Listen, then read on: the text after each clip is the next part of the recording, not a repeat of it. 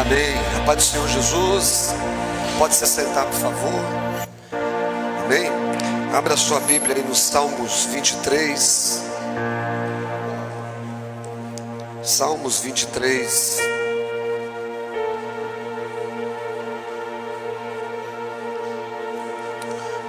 Livro de Salmos 23. Todos acharam? Amém? Diz assim a palavra do Senhor. Gente, essa aqui é a palavra de quem? Do Senhor. Amém? A palavra do nosso Deus. E esta palavra do nosso Deus, ela é uma porção riquíssima. A gente sabe disso. A gente não veio aqui para discutir esse assunto. A gente veio aqui só para ler essa palavra. Amém? Hoje não sou eu que prego, mas o Senhor colocou no meu coração de fazer essa leitura. Amém? Só, a palavra por si só tem poder. Então, se a gente prestar atenção, pelo menos na leitura, alguma coisa vai acontecer. Tá bom? Então diz assim, ó: o Senhor é o meu pastor, nada me faltará. Ele me faz repousar em pastos verdejantes. Ele leva-me para junto das águas de descanso. Ele refrigera a minha alma. Guia-me pelas veredas da justiça e por amor do seu nome. Ainda que eu ande no vale da sombra da morte, não temerei mal nenhum, porque tu estás comigo. O teu bordão e o teu cajado me consolam. Prepara-me uma mesa na presença dos meus adversários. Unge minha cabeça com óleo, o meu cálice transborda. Bondade e misericórdia certamente me seguirão todos os dias da onde? E habitarei na casa do Senhor para todo o sempre. Às vezes, Satanás nos tenta a abrir mão daquilo que da parte de Deus vem para a nossa mão. Está sobrando aqui, ó. Está vendo? Tem um espírito mau. Tem que mandar embora. Esse espírito mau não é o que expulsa, é vocês aí que expulsam, tá bom? Então a porção da palavra de Deus diz assim, que o Senhor é o nosso pastor. Quem é o nosso pastor? Deus, o Criador é o nosso pastor. E ele fala assim, ó: e nada me faltará. Amém? Nada me faltará.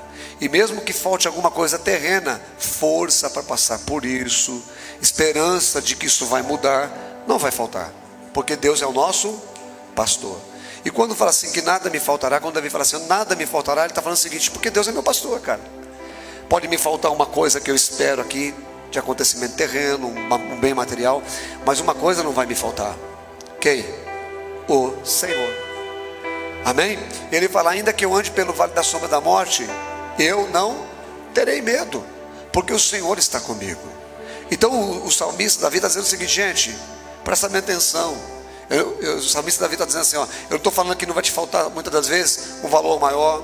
Eu não estou falando que não vai faltar uma gasolina de vez em quando, vai acabar a gasolina do carro na rua. Eu não estou falando disso. Eu estou falando que não vai faltar o essencial, Deus. Deus não vai faltar na tua vida. Amém? Então, quando falta Deus, falta ânimo, falta esperança, falta vontade de lutar, falta vontade de acordar. Vem uma vontade de desistir, mas Davi diz assim: ainda que eu ande pelo vale da sombra da morte, não temerei. Quando a morte aparecer para mim, tentar me fazer desistir, eu vou permanecer. Porque a misericórdia, e quem mais vai estar comigo? Vamos lá ver? Salmo 23. Quem vai estar com a gente aí? 2 soldados vai estar com a gente. Quem é? A bondade e o quê?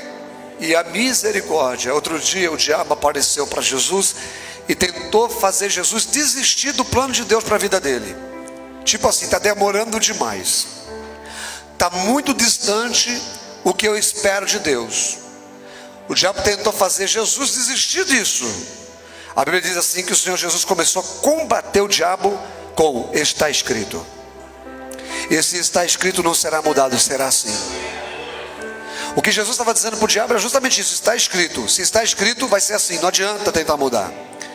O diabo chegou para Jesus e falou assim: transforme as pedras em pães. No momento que Jesus teve sede, quando teve fome, perdão. Ou seja, o diabo apareceu no momento de necessidade. Jesus, ele deixou claro o que Davi está dizendo aqui: olha, Está me faltando o pão, mas não está me faltando o essencial. Deus está comigo.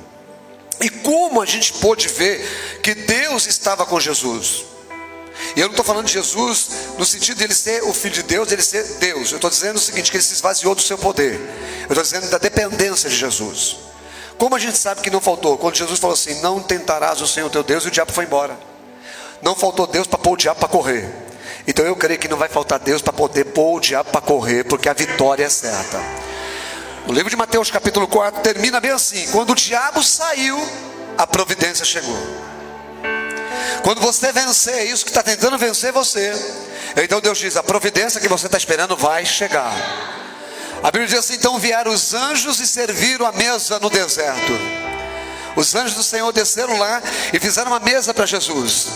Jesus ali eu posso contemplar partindo o pão, comendo uva. Eu posso contemplar Jesus cantando o cântico. Os anjos ali junto com Jesus cantando para Jesus. Sabe por quê? Porque quando a gente vence o maligno, chega a hora de Deus na nossa vida. E nós vamos ouvir uma palavra de Deus agora. E uma palavra que vai tentar fazer você não desistir. Uma palavra que vai falar para você assim, ó, permaneça. Porque se você permanecer, você vai ver o diabo dando as costas, e você vai vir chegando anjos de Deus para trazer as providências. Quem crê nisso? Por mais que pareça que está demorando, Deus tem a hora certa. Amém? Vamos ouvir então a palavra. Pastora Fabiana, por favor, venha cá, ela vai pregar hoje. Gente, para não ficar na minha palavra, enquanto a Fabiana, a pastora Fabiana sobe, olha o que está escrito aqui, ó. Só para não ficar na minha palavra. A última tentação de Jesus: levou ainda o diabo a um monte muito alto, e deixa claro, muito alto, e mostrou-lhe todos os reinos do mundo e a glória deles. Mais ou menos dessa forma que o diabo tenta convencer a gente a desistir do que é de Deus, oferecendo coisas aqui embaixo. Ele diz, tudo isso te darei se prostrado me adorar. Eu te dou tudo isso se você me adorar. Então, Jesus não falou, está escrito. Existe um momento que você fala a palavra, está escrito. Dessa vez Jesus falou assim, a Bíblia fala bem assim, que Jesus lhe ordenou. Então Jesus lhe ordenou, retira-te, Satanás, porque está escrito, ao Senhor teu Deus adorarás, e só a Ele darás culto. Com isso, o deixou o diabo, e eis que vieram os anjos do Senhor e trouxeram as providências. Fala para o teu irmão assim, quando esse mal sair, abra os teus olhos, levanta os teus olhos, porque vai estar chegando a providência de Deus. Sabe quando a providência de Deus vai chegar? Quando você expulsar o mal. Note que os anjos não chegaram, a providência não chegaram, enquanto o diabo não falou, retira-te, Satanás. Porque está escrito, só o Senhor adorarás. Ou seja, eu não vou te adorar, eu só adoro a Deus. Vai embora, já deixei isso claro para você. E aí eles foram embora, e Jesus trouxe a providência. E hoje quem vai trazer a providência, o maná, a palavra de Deus hoje, é Jesus através dessa figura aqui, amém? Você pode ficar de pé agora, levantar as mãos, que o anjo do Senhor chegou para trazer providência. Hoje é a anja de Deus. Gente, lá no céu não tem negócio de anjo e anja, né? É só anjo, né? Não tem sexo, né? Mas vem a anja de Deus aqui. Vamos orar por ela, amém? A minha mulher falou, vai quebrar o pescoço da menina. Vamos orar por ela. Senhor, nós te louvamos, te agradecemos pela vida da tua serva, ministra do Senhor, que está incumbida, Senhor, de trazer a tua palavra, de tocar o nosso coração com o céu. Ó Deus amado, dá força, ó Deus amado, dá graça para a tua filha liberar, Senhor Deus, aquilo que é oriundo de ti, Pai. Pai, fala comigo nessa noite, eu vim aqui ouvir tua palavra. Basta apenas uma palavra, Pai. Meu Senhor, uma palavra, Senhor, e as coisas serão mudadas neste lugar, Pai. Ó Deus, libera a tua palavra rema aqui nesta noite, Pai. Traz a nossa consciência a sua revelação, a revelação de quem tu és, Senhor. Meu Senhor, a revelação do que o Senhor pode fazer, Pai. Desmantela, Senhor, todo mal, destrói todo sentimento que o diabo colocou no nosso coração de aversão, Pai, ao teu reino, à tua palavra. Ah, não é ela uma palavra como uma espada de dois gumes? Então penetra, Senhor, em cada um de nós, Pai, e faz a sua obra. Pedimos isso em nome de Jesus. Você diz amém. Aplauda bem forte o Senhor.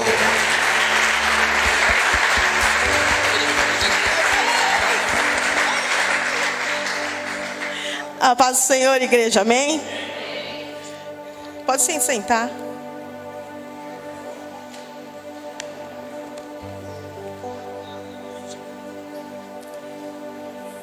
Tu és o pão que me alimenta,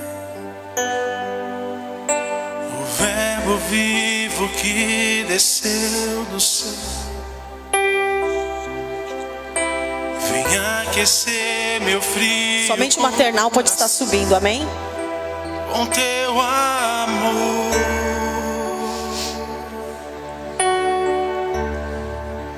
abraça-me. Abraça o Senhor nessa noite. Cura-me. Receba a cura nessa noite. Unge. Receba essa unção sobre Deus, sobre a sua vida. Sinta tocada pelo Senhor.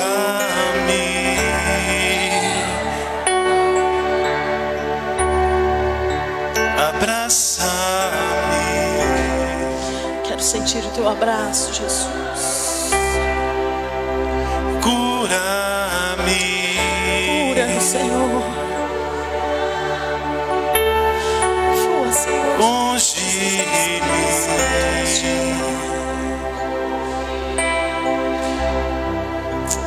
Toca-me. Aleluia. Amém, irmãos?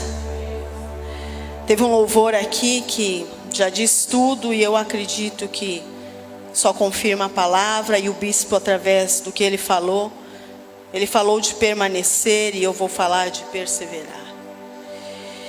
E teve um louvor que falou aqui que ele foi julgado em meu lugar, em seu lugar, e hoje nós temos vida. Ele foi julgado, irmãos, para que hoje eu tenha vida e você tenha vida. Ele não rejeitou. Ele podia ter rejeitado a cruz, mas ele não rejeitou. E assim ele foi levado a um lugar de muita dor.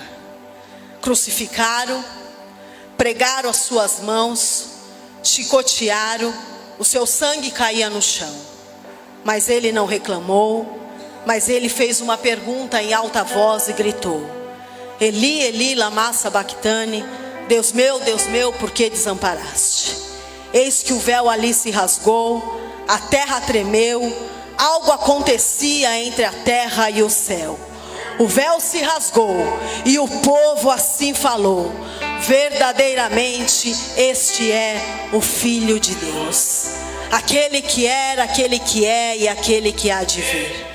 Ele foi julgado, irmãos, em meu e seu lugar, para que nós hoje pudéssemos ter vida. Vida essa que não é minha e não é sua. O que estamos fazendo com a vida que não é nossa, irmãos? O Senhor te chama, o Senhor me chama. E semana passada eu estava lendo uma passagem de Abisalão. Quem conhece essa passagem? Filho de Davi, do rei Davi. E Abisalão comete um assassinato, mata o seu irmão Aminon, aonde Aminon ele estupra sua irmã Tamar, aonde Abisalão fica tão revoltado que ele mata o seu irmão, e com isso ele foge da presença do rei Davi. E quando ele foge, ele fica por 3 anos longe da presença do rei. E quando ele está em outra cidade, Davi pede para chamar, o rei Davi o chama. E quando ele volta para aquela terra, Davi diz: eu só pedi para chamá-lo, mas eu não quero ver a sua face. E Abisalão fica naquela cidade. E aquele momento se passa mais 2 anos sem estar diante da face do rei. Davi o chama, mas Davi não o quer ver. E Abisalão naquele momento, ele chega diante de Joabe, comandante do exército do rei Davi, e diz para Joabe: para que eu vim então? Para que ele mandou me buscar? Para que ele mandou me chamar? Se ele não quer nem me ver, era melhor eu ter ficado lá.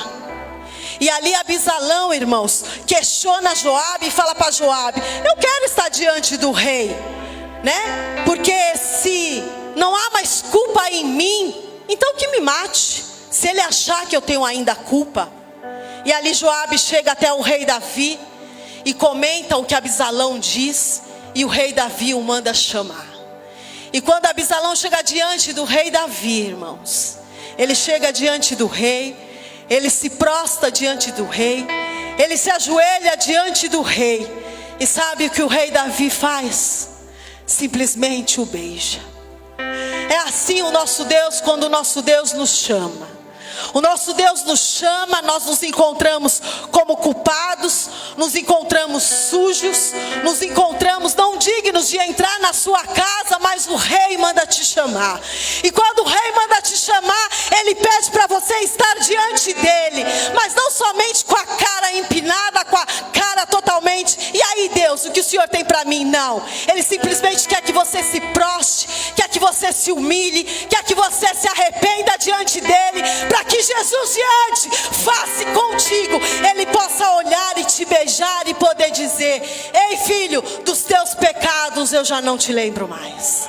Assim como Isaías diz, irmãos, eu mesmo sou o que apago as tuas transgressões, por amor de mim e dos teus pecados eu não me lembro mais. Ainda é tempo, igreja, de nós revermos as nossas vidas. Que hoje eu e você possamos perguntar: o que eu tenho feito com Jesus na minha vida? Se pergunte nessa noite: o que você tem feito de Jesus na sua vida?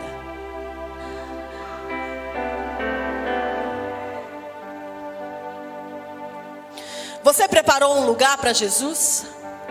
Jesus te chamou, mas e você, preparou este lugar para Ele? Se você fosse reformar a sua casa, você consideraria que essa reforma fosse para acomodar o teu Deus? Eu acredito que sim. Porque o nosso Deus, Ele veio reformar a nossa casa. Ele veio reformar a minha casa, reformar a sua casa. E até hoje Ele está reformando. Até hoje Ele está tentando decorar. Até hoje Ele está tentando mudar um tijolo daqui, pôr o outro ali, mudar esse ambiente e colocar outro ali. Ele está tentando, irmãos. Ele está fazendo. Ele permitiu com que uma parede intermediária viesse ser retirada, viesse ser derrubada, para que eu e você pudéssemos ter acesso a Ele, para nós nos sentirmos acomodados aonde Ele nos quer, que é estar diante da face dEle. Mas eu pergunto: você tem preparado este lugar para o Senhor? Porque é fácil a gente falar: Senhor, vem Senhor. É fácil o Senhor talvez vir hoje aqui e falar: filho, eu vim fazer apenas uma visita. Mas será que você quer somente essa visita? Ou você quer que Ele habite? Quantas vezes, irmãos, o nosso Deus, o nosso Senhor, o Rei, o Senhor, o Salvador, o Yeshua HaMashiach, Ele diz: eu quero te visitar. Mas talvez Ele já veio até te visitar e descobriu que não havia um trono de louvor aonde Ele pudesse repousar. Talvez Ele veio até você para visitar e não encontrou nenhum travesseiro de adoração no qual pudesse repousar a sua cabeça. Mas Ele quis vir te visitar. E o que eu quero dizer: podemos facilmente, irmãos, perder o nosso momento de visitação com o Pai. Talvez a nossa religião, talvez os nossos achismos, talvez a nossa desobediência, talvez o nosso querer, as nossas vontades, tem impedido do Senhor vir fazer a visitação na minha vida e na sua. Porque nós achamos que quando Ele nos chama, a vida é nossa e nós fazemos o que queremos. E ali se conta uma passagem, irmãos, da entrada triunfal de Jesus. Quem lembra dessa passagem? Era o início de Páscoa, era uma grande festa. E eu acredito que ali havia o sumo sacerdote, os sacerdotes, vários homens que estavam diante ali na sinagoga, no templo. Acredito que talvez eles estavam ali orando, pedindo pela vinda do Messias, pedindo e clamando: cadê o Messias? Cadê o Messias? Assim como nós sabemos que os judeus ficam ali no Muro das Lamentações, clamando pela vinda do Messias, sendo que nós estamos pedindo pela sua volta. E ali acredito que os sacerdotes estavam ali orando pelo Messias. Enquanto eles estavam dentro de um templo, dentro da religiosidade, irmãos, Jesus estava do lado de fora, e colocando ali, sendo posto ali em cima de um jumentinho, aonde colocaram folhas de palmeira, onde colocaram os mantos, onde a multidão estava ali para receber a entrada de Jesus em Jerusalém. Enquanto aqueles homens estavam clamando pelo Messias, ele estava ali visitando, ele estava ali passando do lado de fora. E nada ali, irmãos, Jesus fez naquele dia em Jerusalém. Ele apenas olhou em redor, como quem grava na mente uma cena. Era um lamento silencioso. Ele entra naquela cidade sem qualquer exibicionismo. Assim se repete todos os dias, irmãos. Jesus, ao entrar na minha vida, ao entrar na sua vida, ao entrar na vida de alguém, quando nós falamos do nome de Jesus, o Senhor é dessa forma. Ele vem sem exibicionismo. Ele vem sem para ser visto, porque quando Ele nos chama no particular. Não precisa ser visto, não precisa Ele chegar para todo mundo falar: olha, aquela moça está aceitando Jesus e todo mundo faz festa. Não precisa nada disso, irmãos. Alguém chegou na minha casa e foi dentro da minha casa: você aceita Jesus? Foi no particular que Jesus chegou até a mim e falou: você me aceita? Não precisou ter ninguém, porque Jesus não precisa disso. Ele não precisa de sucesso, Ele não precisa ser visto. Ele só quer ter um particular e pedir para você: filha, você me aceita? E ali, irmãos, enquanto ele estava entrando naquela cidade, passando por aquela via cheia de folhas e de manso, ali estava o alvoroço da multidão. E ali Jesus sabia, irmãos, que uma semana depois, aquele mesmo povo que gritava: Hosanas, Hosana nas alturas, pelo caminho, iriam gritar: crucifica, crucifica-o. O mesmo povo, irmãos, que foi curado, o mesmo povo que foi liberto, o mesmo povo que foi acolhido, o mesmo povo que foi consolado e alimentado por Jesus, se voltaria contra ele. O barulho era tão intenso, irmãos, da multidão, mas tão alto, que poderia aquele sumo sacerdote, aquele povo ali que estava orando, interrompeu a oração deles. E talvez aquele sumo sacerdote olhou para algum diácono ali e disse: vai ver o que é essa perturbação? Vai ver quem está no comando deste alvoroço? E aquele homem, acredito que ao sair, ele se deparou com aquela multidão, aquele alvoroço, não entendendo nada, e fez a pergunta: mas o que está acontecendo? O que é todo esse alvoroço? E talvez aquele diácono, ele, ao ver tudo aquilo, ele não entende, e ele pergunta: mas quem está no comando dessa parada? E alguém pode ter dito: é aquele ali, aquele que está sobre o jumentinho, que está no comando de tudo isso. E o diácono entrou e foi falar com o sumo sacerdote, foi falar com aqueles que estavam ali orando pela vinda do Messias. Olha, o senhor tinha razão. Eu fui lá fora e realmente está tendo uma parada a qual não era permissão, não tem permissão para estar acontecendo tudo aquilo. Viu, sacerdote? Realmente o que você falou é verdade. Está acontecendo um alvoroço mesmo. E eu ainda digo mais, e ainda sem a sua permissão, sabe o que está acontecendo? Ainda o povo está arrancando grama da igreja. O que eu quero dizer, irmãos, Jesus está fazendo uma visita naquele lugar. Enquanto aqueles que estavam pedindo: o Messias vem, Jesus estava do lado de fora. Nós estamos dentro da casa do Senhor. Talvez estamos clamando: Senhor, se faça presente neste lugar, se faça presente nos programas, se faça presente nos meus eventos, se faça presente nas festas, se faça presente. Mas o nosso Senhor está lá fora, e Ele está pedindo: eu quero fazer uma visita. Mas não apenas uma visita, porque eu quero habitar.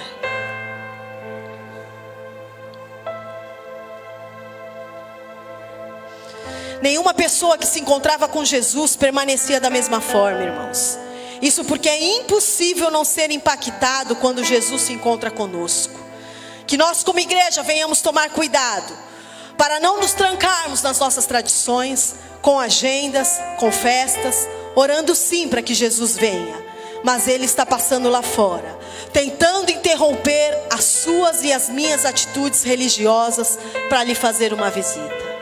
Mas eu sei o que posso dizer: ainda o nosso Senhor interrompe paradas para responder a clamores de pessoas sedentas. Se há pessoas sedentas neste lugar, o Senhor ainda ouve esse clamor. Ele para lá fora para ouvir o clamor dessa pessoa sedenta.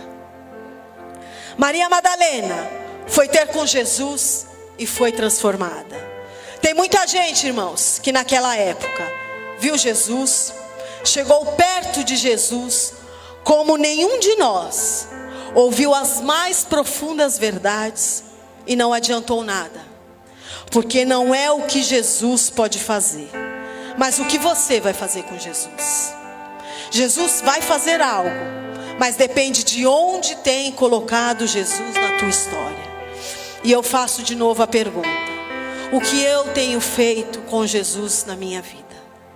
Faz essa pergunta. O que você tem feito de Jesus na sua vida? Que nessa noite você possa devolver a Deus o que é dele, a vida que não é tua. Eu tenho um chamado, e você? O que nós estamos fazendo se nós temos um chamado? O que eu tenho feito se já tenho um chamado? O que eu tenho feito do meu Jesus na minha vida? Quando nós recebemos um chamado, irmãos, é a maior honra para o pecador, para servi-lo ao Rei, ao Criador. Essa é uma honra de nós podermos prestar o serviço ao Rei. Semana passada, estou de férias, aleluia. E semana passada, eu estava quinta-feira, lendo a passagem, na verdade, de Absalão, no metrô. Metrô não, no ônibus. O monotrilho quebrado. E aí eu no ônibus. Cheguei no metrô e lá dentro de mim estava assim: você tem um chamado. Acabei de ler ali Absalão, você tem um chamado. E aquilo me incomodando. E quando eu subi aquelas escadas rolantes, veio uma menina assim, ó. Aí eu falei: nossa, é a Bárbara. Fazia mais de 4 anos que não a vejo, trabalhou comigo. E aí eu gritei: Bárbara. Ela olhou, nos abraçamos e fomos conversando. Pegamos o metrô e eu já ia descer na próxima, porque eu gosto de ir sentada. Volto tudo para ir sentada. Vou dormindo. E aí o Espírito Santo falou: não, você não vai descer, você vai ouvi-la. E ali, irmãos, uma desviada, uma que eu orava muito no serviço. E eu falava que eu ia ouvir ela, que ela iria estar na igreja. Uma levita com uma voz maravilhosa, irmãos, mas longe da presença do Senhor. E mais de 4 anos eu saí dessa empresa e ela conversando, esperei ela falar tudo.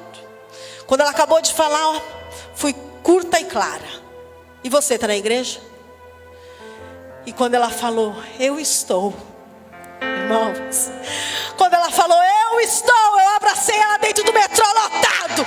Eu abracei aquela menina e falei: Senhor, obrigada, Jesus, por o Senhor ainda ouvir a minha oração. E ali o Espírito Santo dentro de mim: você tem um chamado. E ali nós choramos dentro do metrô, irmãos, e aquele povo ao redor nos olhando, e a gente dane-se, porque eles estavam olhando, porque a gente estava chorando, porque não sabe o que é a gente orar por uma pessoa ainda mais desviada e poder ouvir: eu estou na igreja servindo ao Senhor. E ali quando ela foi embora, a gente ainda está se falando na semana, ela foi embora e o meu coração ficava: eu tenho um chamado. E é lindo, irmãos, o Senhor testificar no meu e no seu coração. Quando você muitas das vezes passa por você e você fala: Senhor, será que é isso mesmo? Senhor, essa unção que tu derramaste, será que era mesmo, Senhor? Será que é verdade? E o Senhor diz: você quer ver? Então tá bom. E ali quando o Senhor revela algo para as nossas vidas, Ele fala: tá vendo, filha? Você tem um chamado. Aleluias. Eu tenho um chamado. Existe uma trajetória para acontecer. Vão ter intercorrências, vão ter situações adversas no meu e no teu chamado, mas o tempo é de Deus. Você pode ter atrasado, mas eu posso dizer: já começou. Abram lá em 2 Timóteo 4:5.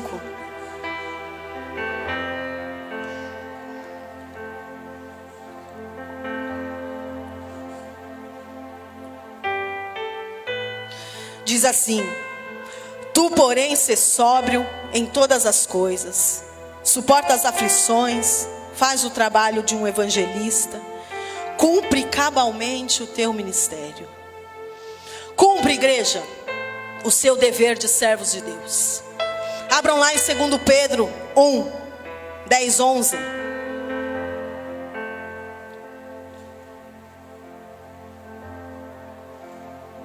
Por isso, irmãos, procurai com diligência cada vez maior confirmar a vossa vocação e eleição. Porquanto, procedendo assim, não tropeçareis em tempo algum, pois desta maneira é que vos será amplamente suprida a entrada no reino eterno do nosso Senhor e Salvador Jesus Cristo. É nós nos encontrarmos, irmãos, na vocação a qual Deus elegeu a mim e a você. Não de qualquer jeito. Não é de qualquer jeito que fazemos as coisas para Deus, o serviço a qual nós prestamos para Deus, o chamado a qual o Senhor nos entrega e nós vamos fazer de qualquer jeito. Não. A palavra do Senhor diz que é encontrar na vocação a qual Ele nos elegeu. Mas como? Com fervor, irmãos. Com toda intensidade, com ardor, para provar que você e eu realmente estamos entre aquele que Deus o chamou e escolheu.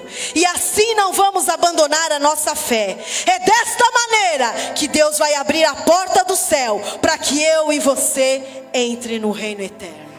Nós temos a convicção, irmãos, de que Ele nos chamou e daquilo que Ele nos entregou.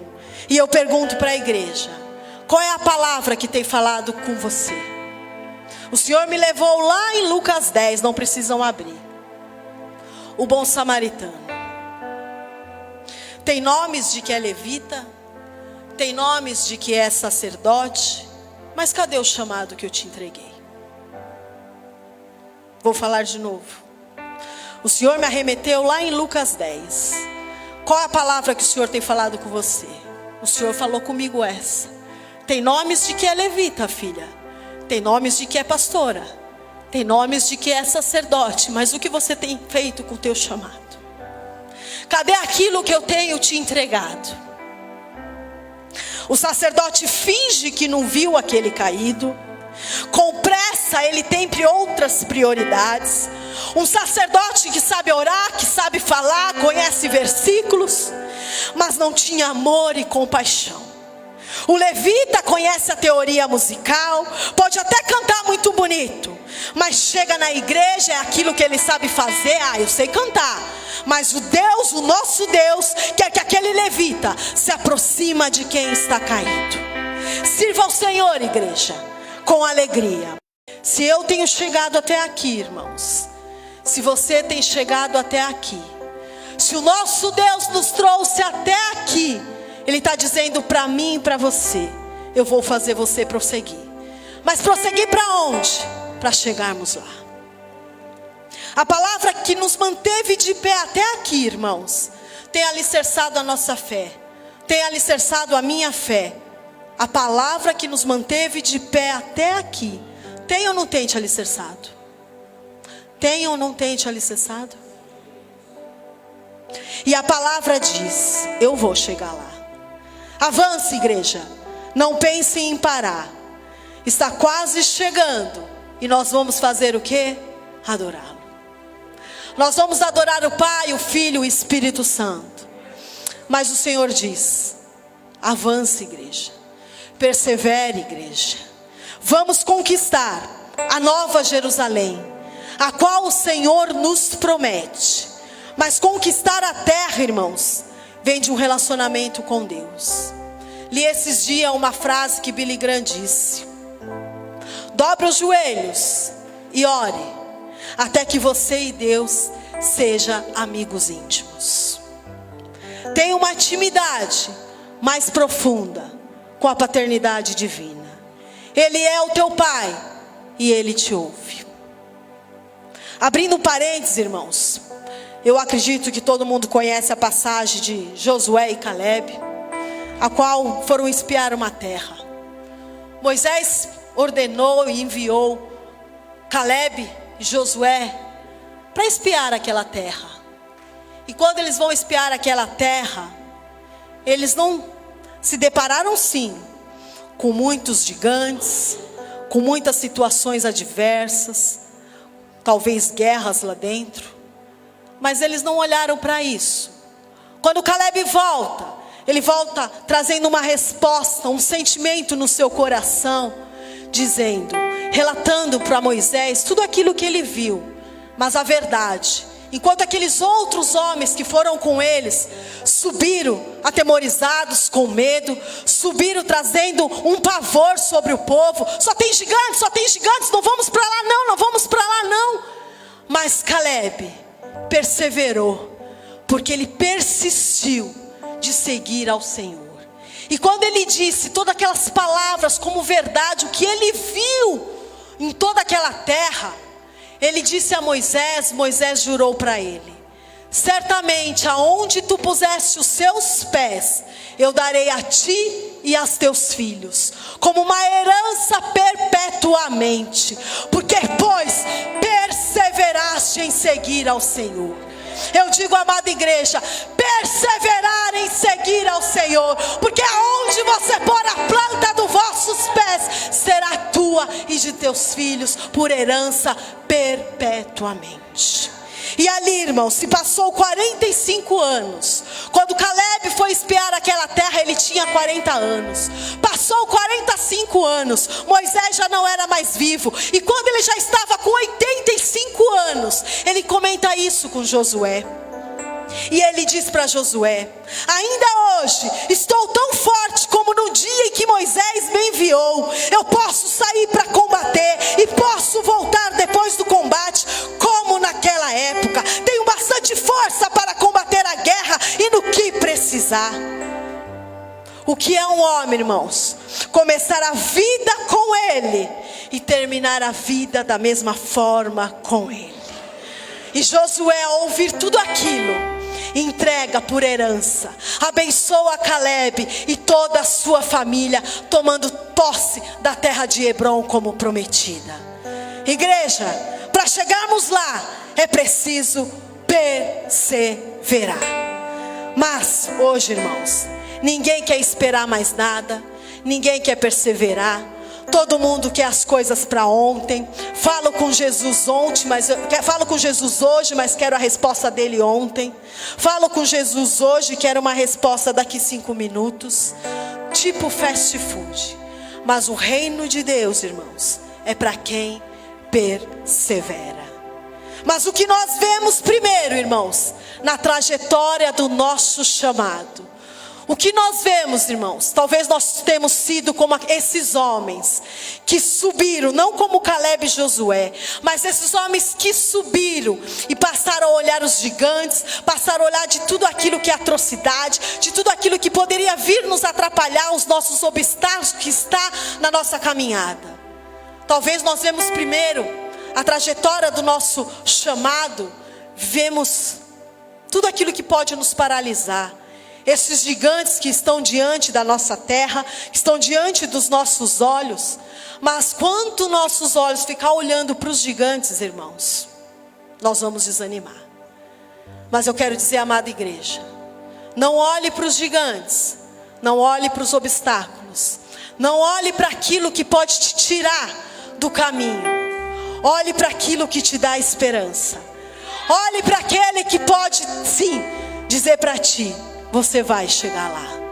Mas eu digo nessa noite, persevere, igreja, persevere. Olhe para uma terra que vai te proporcionar o leite e o mel. Faça como Caleb, pegue a espada e lute, esteja ativa, mas com a espada na mão. O Senhor não está dizendo para mim e para você: esteja descansando aí, Karina. Esteja aí, Márcio, sossegado. Esteja aí, Danilo, dormindo. Não, o Senhor está dizendo: esteja ativo com a espada na mão, porque nós como igreja é possível permanecer forte e terminar, perseverar, porque vamos chegar lá. Aleluias. Nós vamos chegar lá, irmãos. Aleluias. Em Atos diz, irmãos, que eu vou beber mais um pouquinho, gente, espera aí. Aleluia. Em Atos, irmãos, 1, não precisam abrir.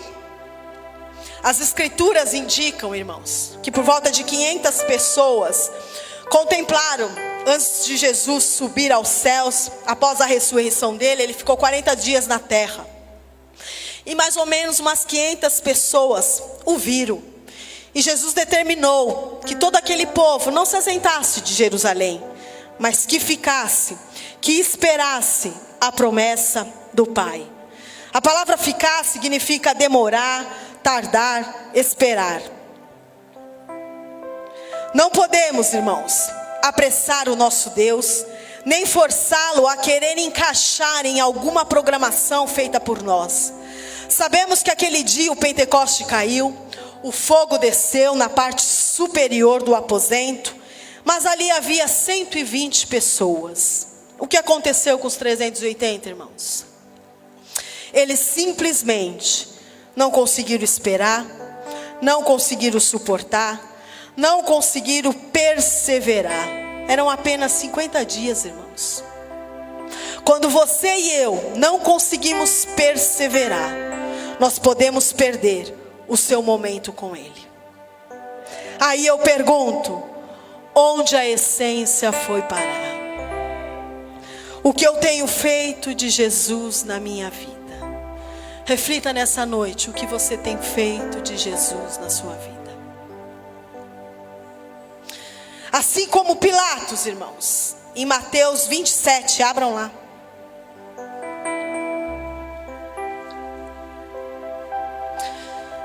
Pilatos, irmãos, ele faz uma pergunta, a qual ele mesmo deveria responder, porque ele já tinha o poder da decisão.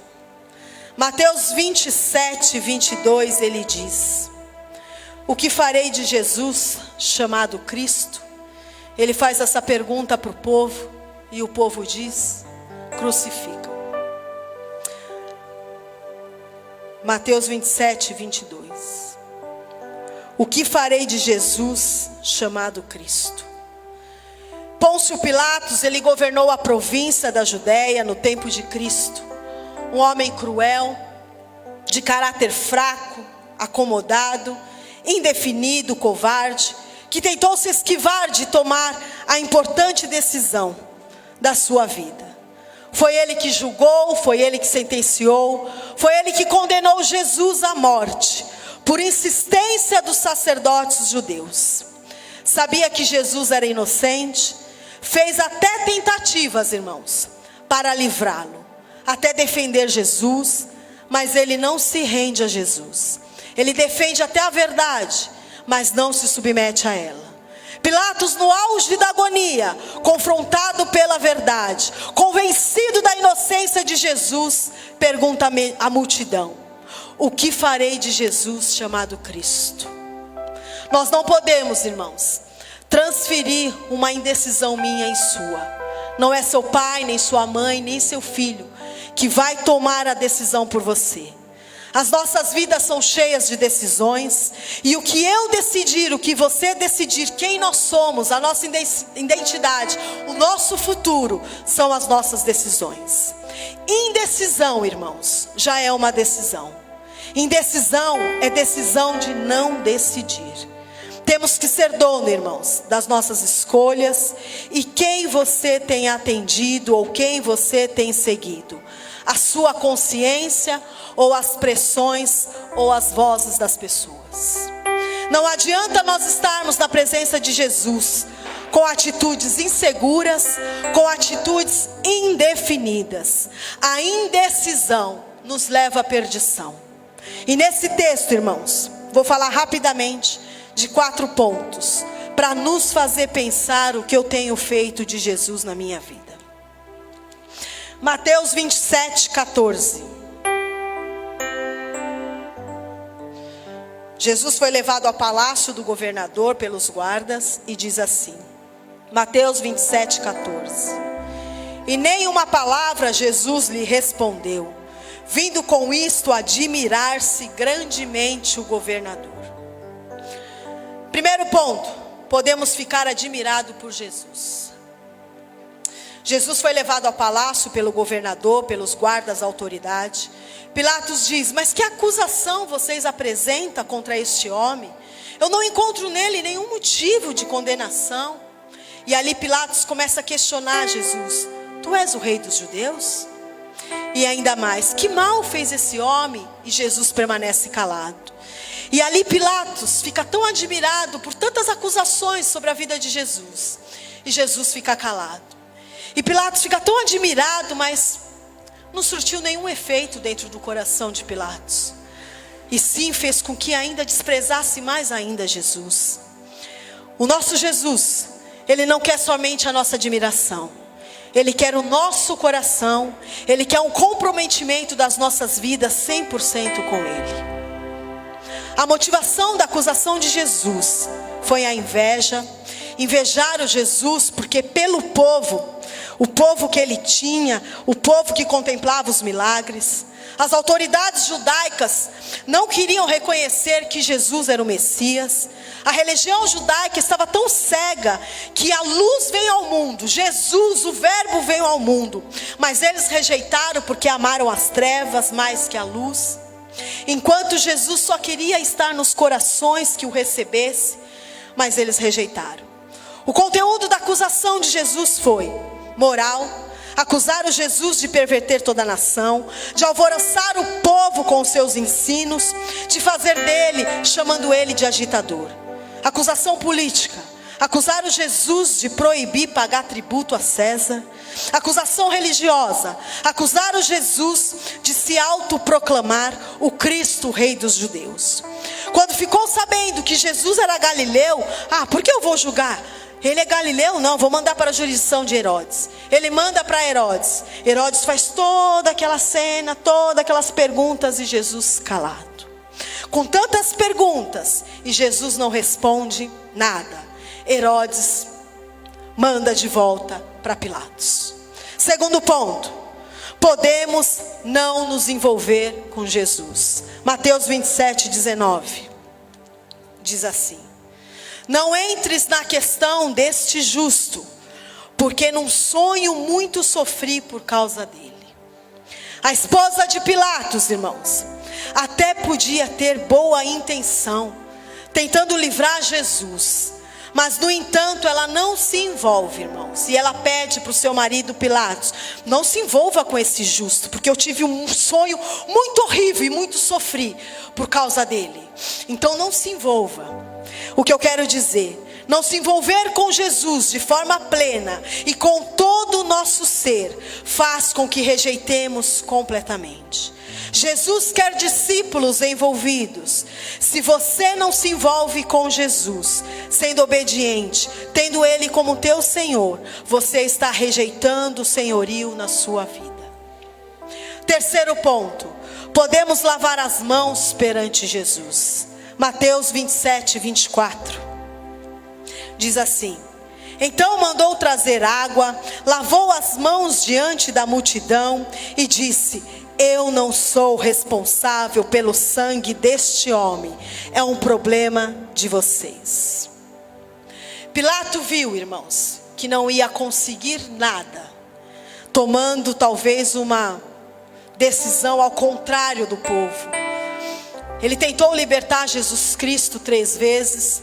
Por 3 vezes ele tentou defender, dizendo que mal tinha aquele homem, que acusação teria aquele homem. Mas ele não conseguiu. Se ele tomasse outra decisão que não fosse a do povo, o povo ia se revoltar e ele não ia saber lidar com essa situação.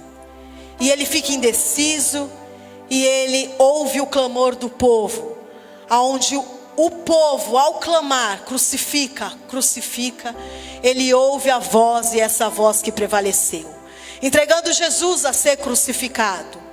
As coisas exteriores fizeram com que Pilatos rejeitasse Cristo. Toda a multidão começou a gritar: mate este homem, soltem Barrabás. Pilatos tenta por 3 vezes, mas todos gritam: seja crucificado. Assim eu e você, nós permitimos que coisas do mundo, que pressões, que perseguições, que pecados e coisas semelhantes nos façam de Jesus algo descartável em nossas vidas. E com isso, nós lavamos as nossas mãos. O que você fará de Jesus? Vai recebê-lo ou vai rejeitá-lo? Quem você escolhe nessa noite? Jesus ou Barrabás? Pilatos solta Barrabás, manda açoitar Jesus e o entrega para ser crucificado. Um homem que perde a oportunidade daquele que estava ao seu alcance.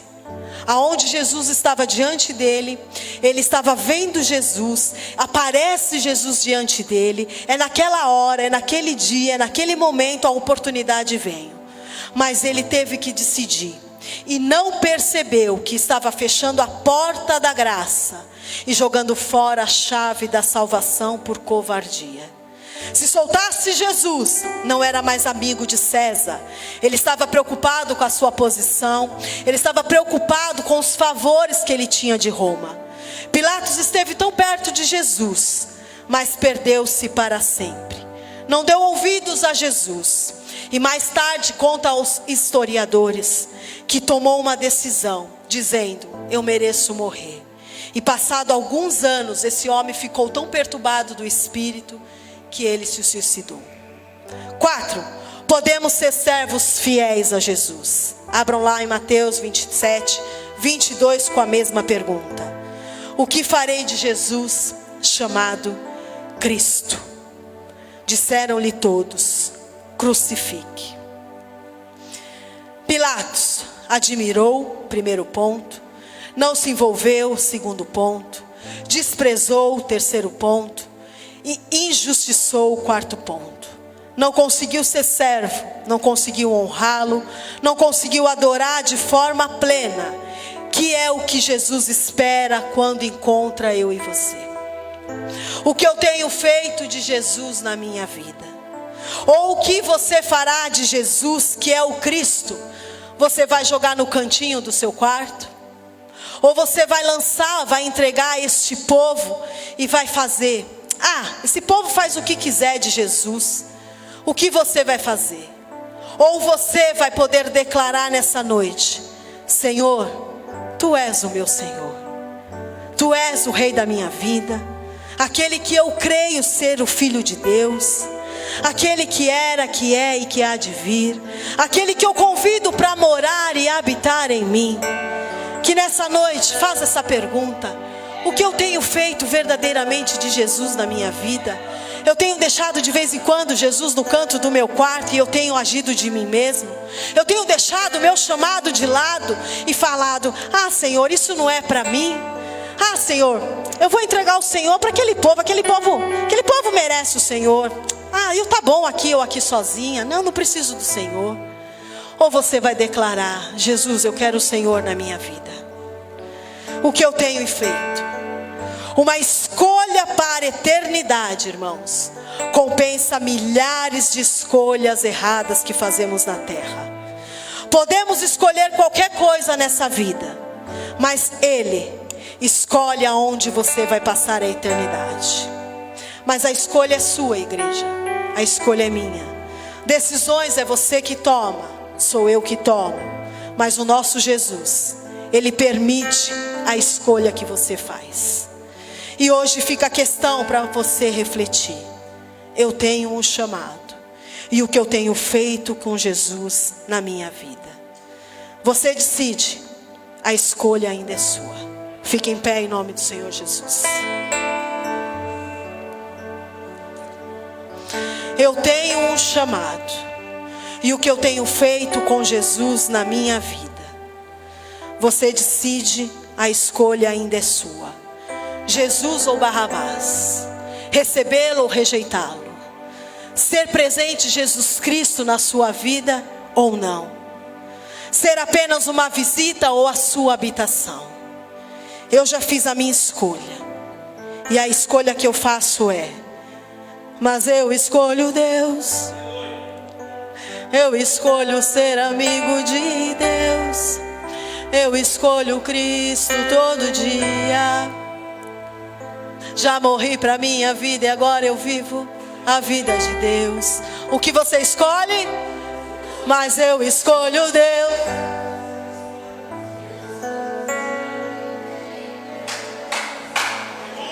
Eu não sei cantar. E ele não consegue, irmãos. Ele falou que vai ser difícil. Então vamos cantar sem instrumento? Vai lá. Mas eu...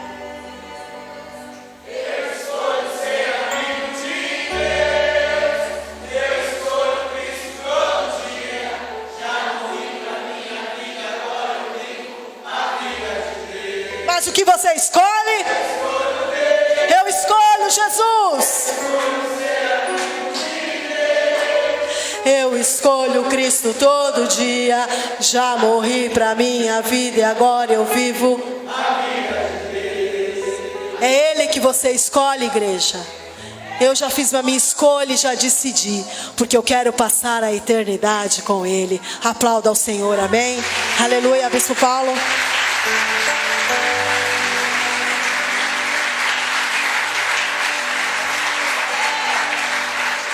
Amém. Abaixa a cabeça, vamos orar.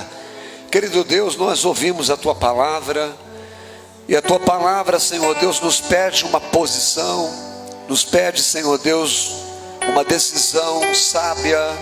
Uma decisão que te envolva, uma decisão que te coloque, ó Deus, no centro do nosso plano. E nós estamos aqui, Deus amado, ouvindo essa palavra, Pai.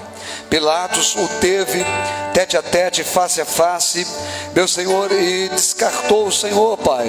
O tirou da sua vida, Pai. Aquele homem, Senhor Deus, até mesmo tentou, como foi pregado aqui hoje, Pai, te defender, mas o Senhor não precisava da defesa dele, Pai. O que o Senhor queria era entrar naquele coração. Eu creio que o Senhor quer entrar em cada coração que está aqui nessa noite, Pai. Por isso derrama o Teu Espírito sobre nós, Pai. Abre o nosso coração. O Senhor diz: eu estou à porta e bato, e se alguém ouvir a minha voz e abrir a porta, eu entro. Eu ceio com ele e ele ceia comigo. Então, Senhor, nos dê essa oportunidade, Pai. Joga por terra todo o mal, em nome de Jesus, e nos dá a sua bênção, em nome de Jesus. Diga obrigado, Senhor, por essa noite, por essa palavra. Deus, me ajude a fazer a decisão certa, Pai, em nome de Jesus. Envia o Teu Espírito. Amém e amém, Jesus. Aplauda o Senhor. Aplauda Jesus. Aplauda o Cordeiro de Deus. Ele é digno de todo louvor, de toda honra, de toda glória. Ele foi rejeitado por Pilatos, mas aceito pelo meu coração. Ele pode ter sido rejeitado por Herodes, mas ele foi aceito no teu coração. Sabe, aqueles homens eram homens nobres, que não quiseram ter a presença de Deus, mas homens simples abriram o seu coração. E Jesus está em nosso coração, amém? Então, meu irmão, agradeça a Deus por isso. A Bíblia diz que o vento sopra onde quer. E eu não sei porquê, mas o meu coração aceitou Jesus. Eu não sei porquê, mas o seu coração aceitou Jesus. Eu não sei porquê, mas Herodes não aceitou. Um homem tão nobre, um homem tão inteligente, um homem tão cheio de certificados, tão cheio de divisa, e não conseguiu aceitar Jesus. Mas um faxineiro, uma faxineira, um operário mecânico, um motorista que está aqui nessa noite, conseguiu aceitar Jesus. Um reciclador conseguiu aceitar Jesus. Amém? Um macumbeiro que deixou a macumba conseguiu aceitar Jesus, está aqui hoje. Um drogado deixou a droga e aceitou Jesus, está aqui hoje. Um cachaceiro miserável, ele aceitou Jesus, irmão. E Herodes não aceitou Jesus, Pilatos não aceitou e tirou a própria vida. E nós recebemos a vida e não a tiramos. Jesus seja louvado, amém? Isso aqui é proteção. Sente aí um pouquinho. Nós vamos ofertar, vamos dizimar a casa de Deus. Não recuse Jesus nessa noite, amém? Não ponha Jesus para fora das suas finanças, amém? Às vezes a gente pensa na decisão de descartar Jesus. Muitas vezes você passa pela Bíblia o dia inteiro, né? O livro está lá, o seu alcance, o seu poder, você sabe ler. Você passa por ele o dia todo e você não abre a Bíblia, não lê um texto e não percebe que você está colocando Jesus para fora. Quanto mais a gente lê a palavra, mais a presença do Espírito desce sobre o nosso coração. Deus não pode acender o fogo dele, se não tiver lenha para queimar. E a lenha é a palavra. Quanto mais palavra você coloca no teu coração, mais fogo isso pode pegar. Amém? Aquilo que Deus queimou virou cinza, não tem mais como acender. É por isso que Deus diz, olha, você tem que trazer lenha para o altar todo dia. E a palavra de Deus diz que a gente tem que manter essa chama aberta. Aberta não, acesa, né? E isso a gente faz como? O sacerdote fazia o quê? Eles tiravam lá a madeira velha lá, né? O resto, e colocavam uma madeira nova, colocava algo novo para ser queimado. Então a gente tem que fazer isso. Cada manhã nós temos que levantar e falar assim, Senhor, me dá uma porção, me dá uma revelação. E você pode fazer isso andando com o seu carro, você pode fazer isso ouvindo no seu celular. Hoje tem Bíblia em áudio. Não tem ou não tem? Tem Bíblia. Deus pode falar com você na Bíblia que você está lendo no áudio. Você põe além de você pôr lá no Waze, você coloca na Bíblia falada. Aí você põe na Bíblia falada, aí você coloca lá João 3,16. Deus amou o mundo de tal maneira que deu seu Filho unigênito para que todo aquele nele crê não pereça, mas tenha vida eterna. Aí você põe uma outra porção, põe outra. Quando chega no final do dia, você tem palavra de Deus para repreender o diabo, amém? Então não esqueça de ler a palavra de Deus, amém? Mateus 23 fala uma coisa interessante sobre dízimo e sobre oferta.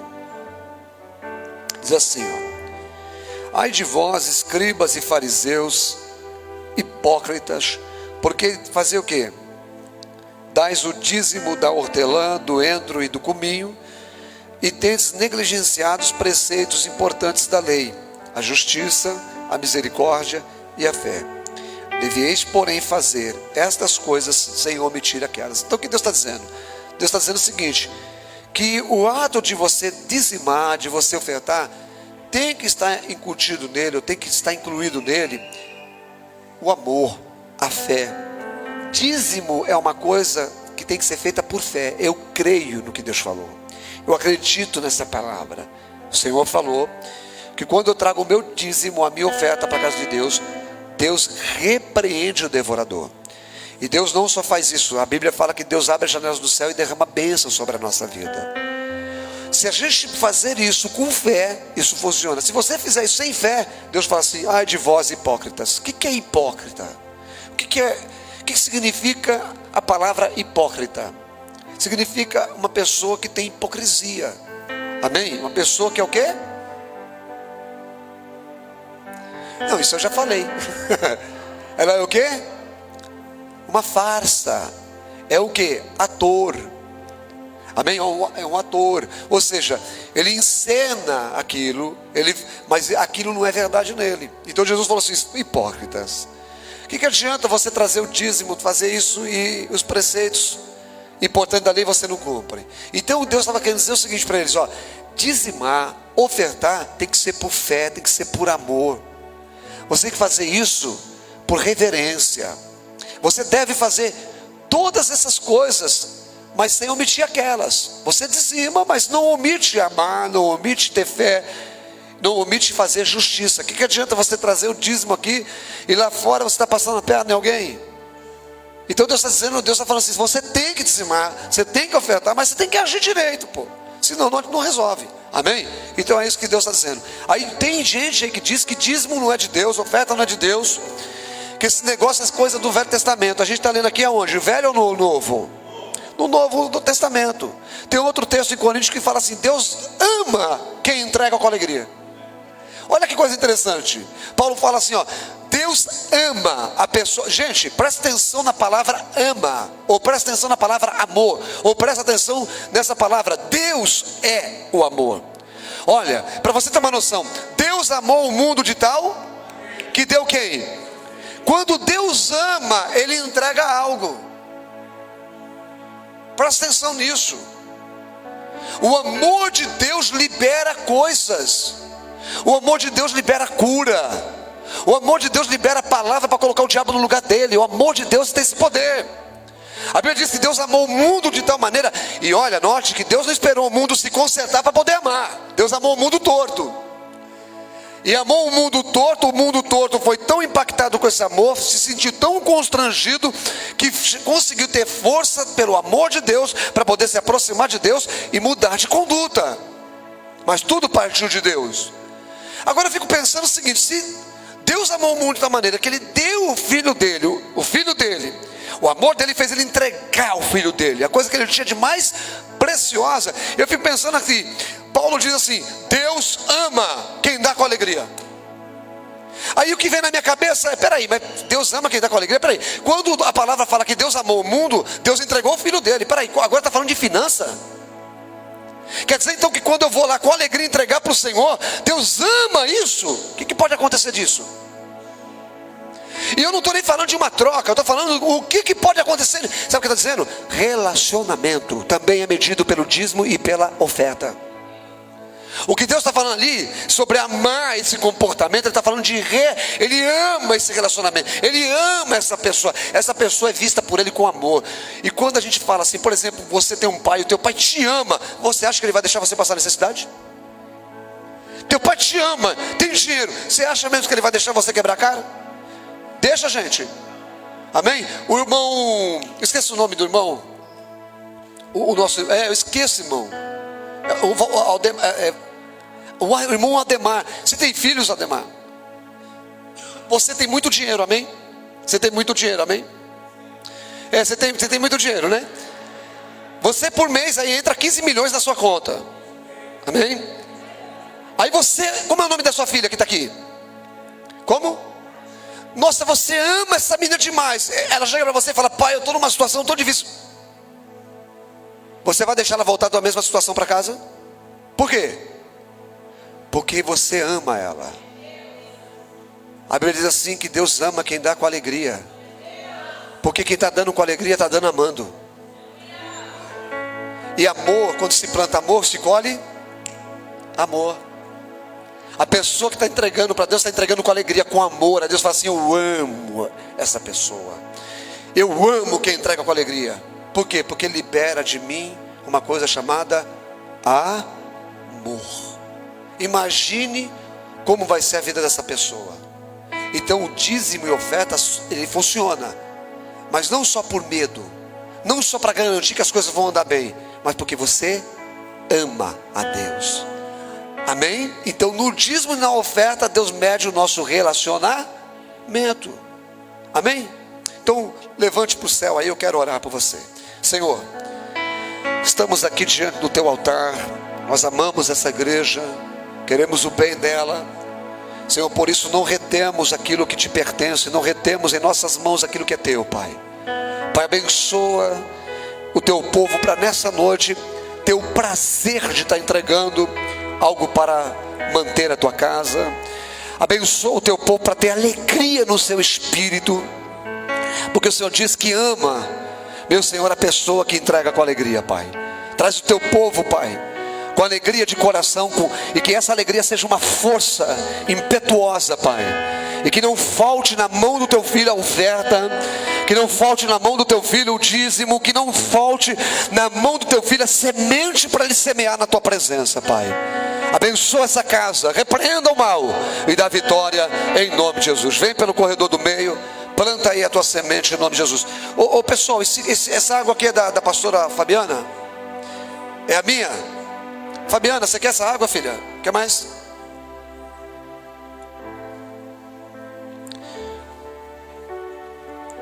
Hoje o ministro de louvor está meio esquisito, ó. Deixou um buraco aí.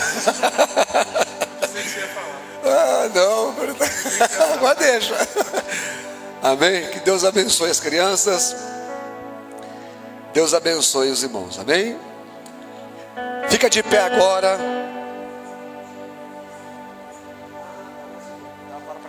Vou orar por ela. Amém? Fica de pé agora, em nome de Jesus Cristo.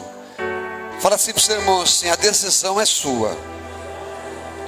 Você percebeu que quem põe Jesus para fora da vida dele perde a vida? Ô, irmãos, o que Deus pregou aqui hoje é sério. Irmãos, está cheio de gente se matando aí fora, hein?